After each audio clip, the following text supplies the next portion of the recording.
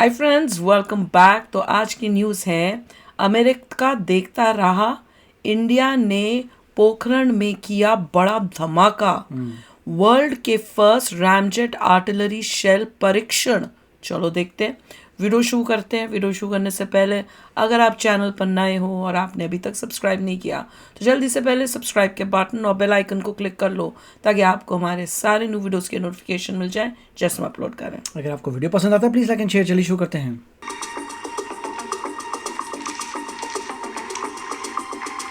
इतिहास में वही देश आगे निकलता है जो शोर से दूर रहकर सबसे खतरनाक काम कर जाता है, और ठीक ऐसा ही भारत ने इस वक्त कर दिखाया। जब पूरी दुनिया का ध्यान वेनेजुला, अमेरिका और ग्लोबल जियोपॉलिटिक्स पर था, उसी समय राजस्थान के पोखरण में भारत ने एक ऐसा परीक्षण कर दिया जिसने आर्टिलरी वॉरफेयर की परिभाषा को ही बदल दिया। आज तक आपने तोप के गोले देखे होंगे जो तोप से निकलते हैं, धीरे धीरे स्पीड खोते हैं और एक सीमित दूरी पर जाकर फूट जाते हैं। लेकिन अब जरा सोचिए, अगर वही तोप का गोला मिसाइल की तरह उड़ने लगे, खुद की थ्रस्ट पैदा करे और 30 से 40 किलोमीटर नहीं बल्कि 120 किलोमीटर तक मार करे, तो क्या होगा? भारत ने ये कर दिखाया। हाल ही में पोखरण रेंज में भारत ने दुनिया का पहला 155 रैमजेट पावर्ड आर्टिलरी शेल का सफल परीक्षण कर दिखाया। और ध्यान दीजिए, ये सिर्फ भारत का नहीं बल्कि पूरी दुनिया का पहला ऑपरेशनल लेवल टेस्ट था। अमेरिका ने कोशिश की, इजराइल ने विकल्प ढूंढे, लेकिन successful ramjet artillery shell test सिर्फ भारत ने किया। अब सवाल ये है कि भाई इसमें नया क्या है? तोप का गोला तो पहले भी था, यहीं पर भारत ने दिमाग लगाया। दरअसल नॉर्मल आर्टिलरी शेल काम ऐसे करता है कि तोप से छोड़ा जाता है, बैलिस्टिक ट्रेजेक्ट्री, स्पीड धीरे धीरे कम और फिर सीमित रेंज 30 से 40 किलोमीटर, मैक्सिमम 50 से 60 किलोमीटर। कोई कंट्रोल नहीं, कोई थ्रस्ट नहीं, कोई करेक्शन नहीं। लेकिन भारत ने कहा, जब हम तोप से गोला छोड़ ही रहे हैं तो उसमें पहले से फ्यूल है, तो क्यों न उसे स्पीड का इस्तेमाल कर दे, उसे खुद उड़ने वाला हथियार बना दे। यही जगह है जहां रैमजेट टेक्नोलॉजी काम आती है। रैमजेट इंजन को अलग से लॉन्च की जरूरत नहीं है, पहले से मिली हाई स्पीड चाहिए। तोप से निकला गोला लगभग मैक 2 की स्पीड पहले से ही पा चुका होता है। वही स्पीड रैमजेट को एक्टिव कर देता है, फ्यूल जलता है और फिर लगातार थ्रस्ट पैदा होती है। नतीजा, गोला अब स्लो नहीं होता बल्कि आगे तक उड़ जाता है। अब ये गोला सिर्फ गिरता नहीं, फ्लाइट के दौरान कंट्रोल होता है। ज्यादा स्पीड, ज्यादा रेंज, बेहतर प्रिसीजन, यानी तोप का गोला प्लस मिसाइल की सोच। अब इसकी रेंज में क्या फर्क है ये जान लीजिए। दरअसल नॉर्मल 155 शेल 30 से 40 किलोमीटर, कभी 50 से 60 किलोमीटर तक गिरता है, लेकिन नया रैमजेट शेल लगभग 120 किलोमीटर तक जाता है। मतलब दुश्मन की गहराई तक strike, airbase, supply depot, command post, वो भी तोप से।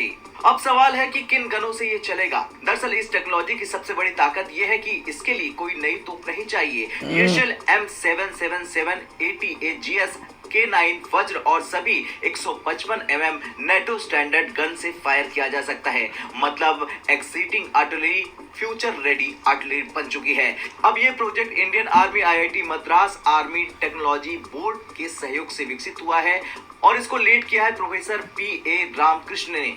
कोई विदेशी टेक्नोलॉजी का इसमें इस्तेमाल नहीं किया गया है। ये पूरी तरह आत्मनिर्भर भारत का ही हथियार है।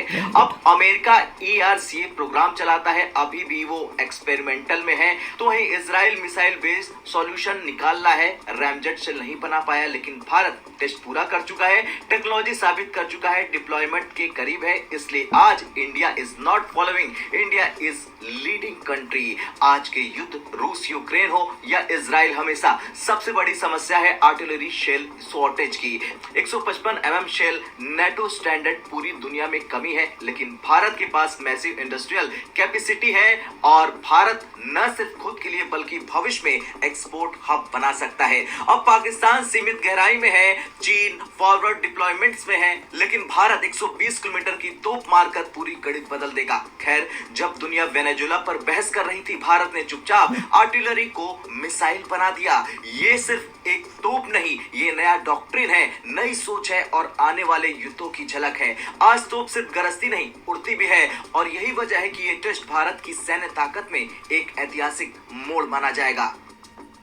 वाह, अमेजिंग न्यूज़।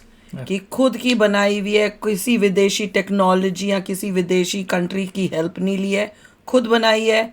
ये कह रहे हैं कि अमेरिका भी कोशिश कर रहा है, वहाँ इसराइल भी कर रहा है, पर उन्होंने अभी तक सक्सेस नहीं उन्हें मिली, हमने बना डाली है। और सबसे मज़ेदार बात क्या, आईआईटी मद्रास में ये बनी है, अंडर किसी प्रोफेसर, आईआईटी के कोई प्रोफेसर होंगे और उनके स्टूडेंट्स।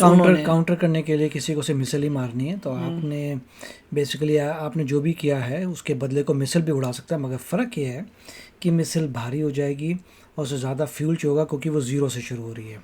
स्टेशनरी से मिसाइल शुरू होगी ज़्यादा, यहाँ पे आप उसको पहले ही इतनी किनेटिक एनर्जी दे रहे हैं फायर करके, तो हमने फायर किया तो उसको ज़्यादा एनर्जी नहीं लगी, आपकी पतलू चीज़ रही, उसमें रैमजेट इंजन है। तो एंड ऑफ द डे आपने मिसाइल ही मारी है मगर सस्ते तरीके से, तो सस्ते तरीके से, और वो ऐसी वो गन्ने गन्स और उनमें लगेगी जिनमें पहले से वो लग शेल्स लेके आइए, लगाइए, वो शेल ही आपकी मिसाइल है। श्योर वो लोग भी मिसाइल के लेके आ सकते हैं, पर एक एक मिसाइल उड़ाएंगे तब तक आप सीधा आर्टरी शेल करके कर देंगे। तो सस्ते में आपको मिसाइल मिल गई जो अच्छी रेंज की है, मनोवर भी कर सकते हैं, तो बहुत अच्छी बात है, वेरी गुड। ऐसा ही करना चाहिए कि आपको ऐसे वेपन्स आने चाहिए जो दूसरे के पास नहीं है। अब ये तो हमने किया, इफेक्टिव वेपन्स हैं चाइना के पास, आई होप ये नहीं हो, वो चेक करना पड़ेगा, आई होप नहीं हो। और ये देखो, इससे अब जो पाकिस्तान है जब वो ये देखेगा तो घबराएगा। मैं कह रही हूँ कि अमेरिका ने जो वेनेजुएला के ऊपर किया उसका एटलीस्ट इंडिया को तो फायदा हो गया है कि भैया वहाँ पे ये कमिश का काम हो रहा था, यहाँ इंडिया ने अपने राजस्थान में अपना जो है देखिए नॉर्मली अगर कोई ऐसे कोई इन्वेंट करता है तो दूसरी कंट्री आके रोकेगी नहीं आपको, जो रोकेगी भी तो भी कोई सुनता रोके अपनी देश के लिए करेंगे, क्योंकि न्यूक्लियर वेपन तो है नहीं, प्रॉब्लम आती है न्यूक्लियर वेपन के लिए। This is a very good weapon. ये तो आप एग्जाम्पल दे रहे हैं कि कैसे ब्रेन लगा के आप ज़बरदस्त इक्विपमेंट बनाते हैं और आपको एक्सपोर्ट का ऑर्डर मिल सकता है। तो अगला बंदा कह सकता है यार छोड़ो एक्सपोर्ट, तो ये अच्छा काम बेचेंगे, हम भी बेचेंगे अपनी फ्रेंडली कंट्रीज को। Nobody can do anything, it is not nuclear. Brain लगाया, आपने चीज़ें बनाई, सिर्फ ये है कि ऐसी बहुत सारी और चीज़ें आनी चाहिए मगर रास्ता सही लिया कि आपने इंजीनियरिंग कॉलेज से बातचीत की, वहाँ से बनवाया कुछ, और भी ऐसे कोलैबोरेशन करके ऐसी चीजें आनी चाहिए जो औरों के पास ना हो। हाँ, क्योंकि आईआईटी ये चेक करना पड़ेगा कि चाइना के पास है कि नहीं है, क्योंकि यूएसए तो छोड़ो, उनके पास पैसा ज़्यादा है, वो लोग मिसाइल फेंक सकते हैं, मगर चाइना जो है उसको टक्कर देने के लिए आपको चाहिए, जैसे इन्होंने भी कहा था कि पाकिस्तान भी रेंज में आ रहा है और चाइना भी रेंज में आ रहा है। हमारा सारा जो अभी चक्कर है चाइना से है और पाकिस्तान से है। बहुत तो खुशी हो रही है कि आईआईटी में सबसे स्मार्टेस्ट ब्रेन्स जाते हैं इंडिया के, और उनका अब यूज़ तो कर रहे हैं कि देश के लिए कई चीज़ें चाहिए, खासकर वेपन्स के लिए, तो ऐसी अब वो एटलीस्ट अभी इन्होंने ये शुरुआत की है, ये बनाया है, अब इससे उनको और कॉन्फिडेंस आएगा और उसके बाद ये और भी इससे बढ़िया चीज़ें बनाएंगे। और ऐसी चीज़ें मैं तो कह रही हूँ बने कि भाई टॉप की जो कंट्रीज वेपन्स की टॉप की कंट्रीज हैं वही हक्की बक्की रह जाएंगी कि ये इंडिया के यूनिवर्सिटीज में ये बन के आ गया ऐसे वेपन। यूनिवर्सिटी में होना चाहिए ऐसा कार्यक्रम, फायदा क्या बच्चे डीआरडीओ के बारे में सीखें, उसकी चीजें सीखें, स्किल्स, और सीधा डीआरडीओ में जाएं रेडी।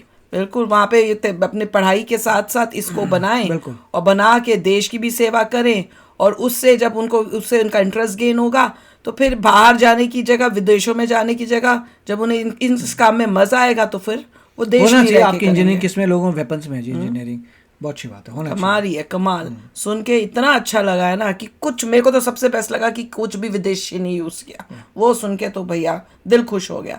तो चलो यार, आप भी शेयर करना अपने थॉट्स। चलते हैं, मिलेंगे नेक्स्ट वीडियो में बहुत ही जल्द। Till then take care and bye bye. तो अगर आप मेरे इस चैनल पे नए हो तो जल्दी से सब्सक्राइब के बटन को हिट करो और बेल आइकन को क्लिक करो, ताकि आपको मेरा जब नया वीडियो मैं लगाऊं आपको उसके बारे में जल्दी से पता चल जाए।